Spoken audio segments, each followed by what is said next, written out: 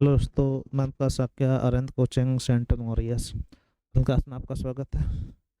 आप लोग यूट्यूब पर मैथमेटिक्स रीजनिंग चर्चा कर रहे थे हम लोग। उसमें आपका हिंदी के सेट बना के मैं आपको दिए हैं, बहुत अच्छे से सेट हैं सभी। तो आपके लिए एक और ज़बरदस्त सेट जिसमें आपके लगभग 100 क्वेश्चन होंगे। 100 तो इसमें नहीं समाप्त, कुछ कम है, 90 समथिंग क्वेश्चन है। तो आप इसको देखिएगा या फिर करिए, सभी क्वेश्चन अच्छे डाले गए। ठीक है, तो शुरुआत करते हैं।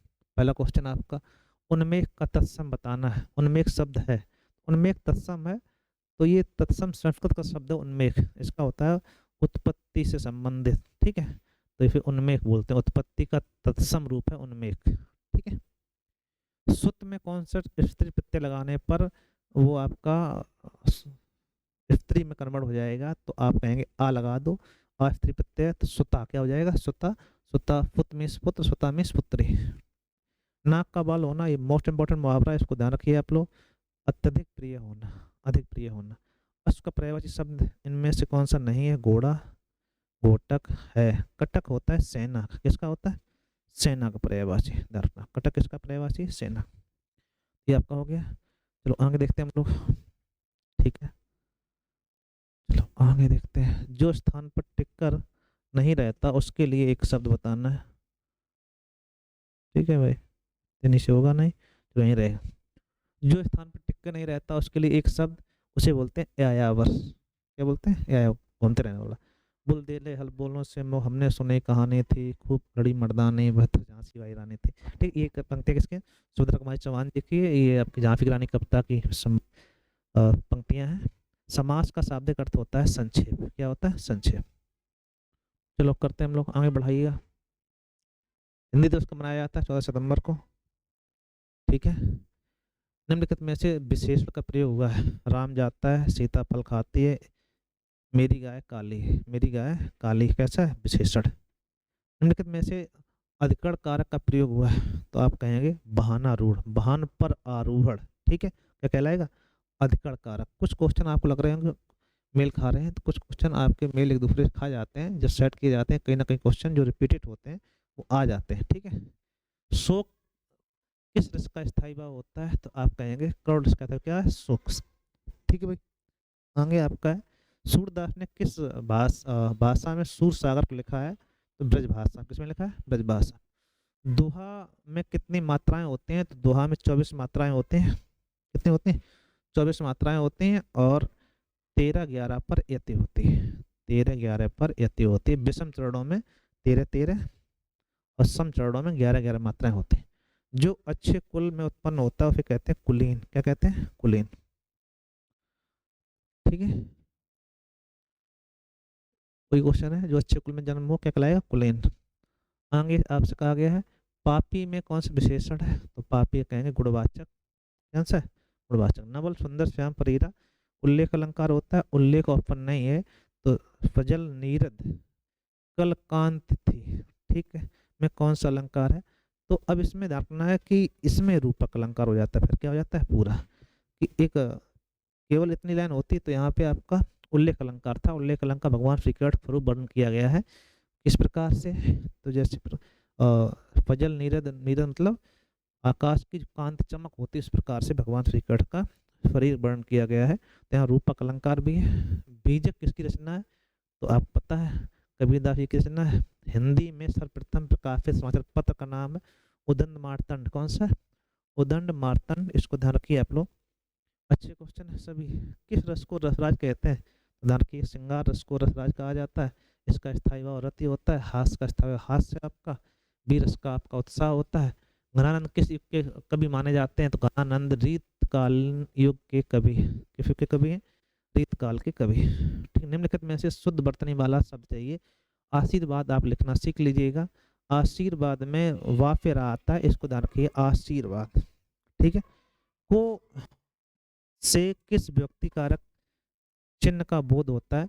को आपका कर्म कारक है, और कर्म में भी सजीव कर्म के साथ कोई व्यक्ति लगाई जाती है, निर्जीव के साथ कोई व्यक्ति का प्रयोग नहीं किया जाता है। लेकिन एक दो अपवाद होते हैं, वो अलग बात है।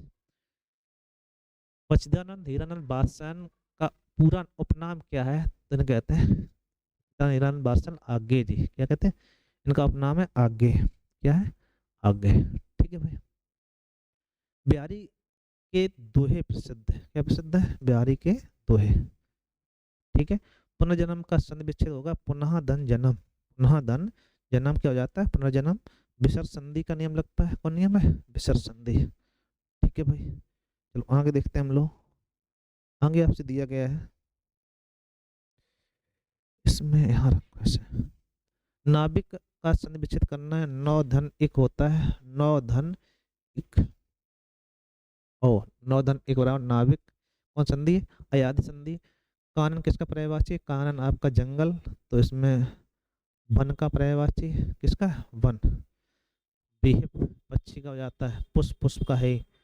वाक्य विग्रह का अर्थ है शब्द को तोड़ना, वाक्य रचना करना, वाक्य खंडन को अलग अलग करके उनका संबंध बताना, अतः आपका शेष है। वाक्य का खंडन करना क्या कहलाएगा? वाक्य विग्रह। ठीक है, चलो आगे देखते हैं। बिन पग चले सुने, बिन कान ना कर, विद कर्म करे विद नाना। बिना कारण के अभाव में कार्य हो रहा, वहां विभावना अलंकार कौन सा होता है? विभाव। सुई का तत्सम सूची होता है, क्या होता है? सूची। ठीक है।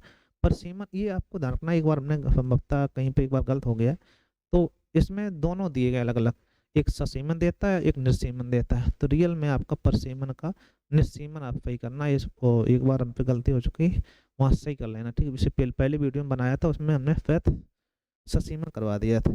ठीक है, तो आप सही कर लीजिएगा। हिंदी का पहला पद उदंड मार्टन, कौन सा है? उदंड मार्टन अभी करा चुके हम लोग। सूफी संतों की शैली कौन सी है? तो आप कहेंगे मनसबी शैली। कौन शैली लिखते थे? मनसबी शैली। ये रचना खूब इंपॉर्टेंट है, ये आपकी आत्मकथा है। गुड़िया भीतर गुड़िया के रचनाकार है मैत्री पुष्पा, इनकी स्वयं की आत्मकथा है गुड़िया भीतर गुड़िया। ठीक है, बहुत पूछी जाती है, इसको ध्यान रखिएगा।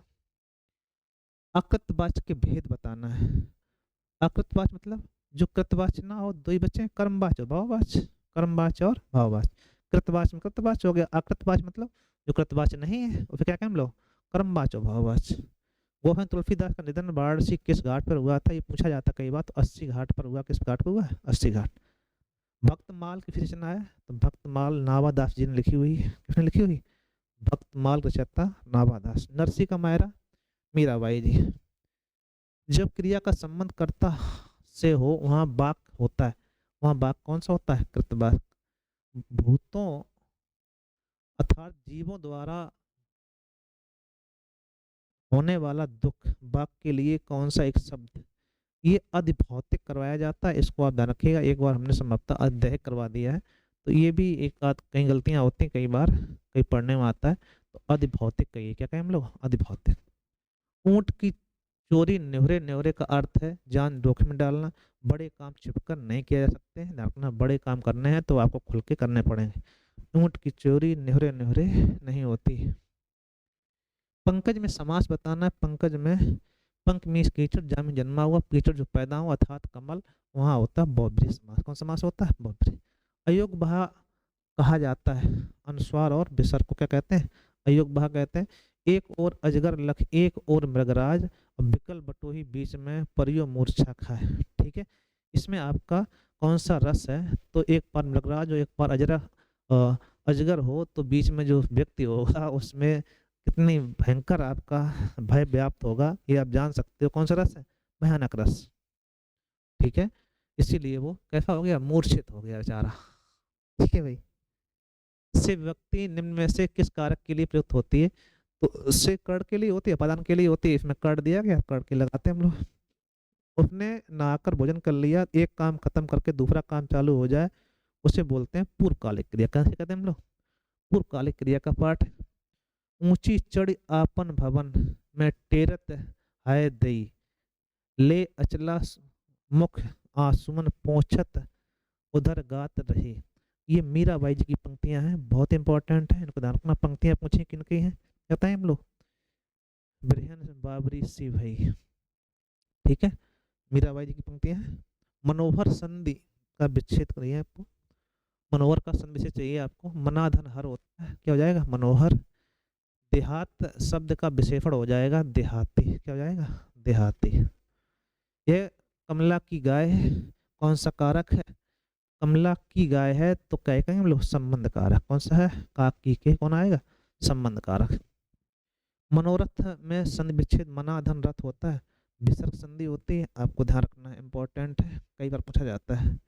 प्रवचन में उपवर्ग प्रा धन वचन होता है, प्रवचन में ऊपर कौन है, प्रा। रानी केत की कहानी कफीलाल गोस्वामी ने लिखी हुई है, ठीक है, और कफीलाल गोस्वामी की इंदुमती, इंसा अल्लाह खां, किनकी रचना है ये, रानी केत की कहानी, इंसा अल्लाह खां। पराधीन सपने सुकनाही ये लिखा है तुलसीदास, किसने लिखा हुआ है, एक बहुत इंपॉर्टेंट पंक्ति है रामचरितमानस की, पराधीन सपने सुकनाही। वह थोड़ा बीमार है, थोड़ा शब्द आपका है वो प्रमाणवाचक है, यहाँ पे थोड़ा बीमार है, इसके बारे में आपको बताना है। तो कालवाचक, स्थानवाचक और प्रमाणवाचक, क्या कहने लगा, प्रमाणवाचक क्रिया विशेषण, ठीक है, कोई दिक्कत, कोई दिक्कत नहीं। अमृतलाल नांगर के किस उपन्यास में गोस्वामी तुलसीदास की जीवन का आधार बनाया गया है, रखना मानस का हंस अमृतलाल नांगर की रचना है, इसमें गोस्वामी तुलसीदास जी की जीवनी का परिचित किया गया है। या फिर की रचना एक खंजन नयन और किसकी, अमृतलाल नांगर की, उसमें सूरदास जी की जीवन का चित्रित किया गया है, ठीक। निम्नलिखित में से कौन सा शब्द अमात्रिक, इसमें कोई मात्रा नहीं हो, कलरव, ठीक है, इसमें आ है, इसमें आई है, इसमें खा में किसी में आ की मात्रा, किसी में ई की मात्रा, इसमें कोई मात्रा नहीं। तरिन तमजा तर तमाल तरबर बौछाए ता कई बार आ रहा है, अनुप्रास अलंकार कौन सा अलंकार हुआ आपका, अनुप्रास अलंकार, ठीक है भाई। ये क्वेश्चन थे आज, इसमें कुछ कम क्वेश्चन थे, आप लोग इसको देखिएगा, लाइक फिर करिएगा, थैंक यू, ठीक है भाई, ठीक है भाई।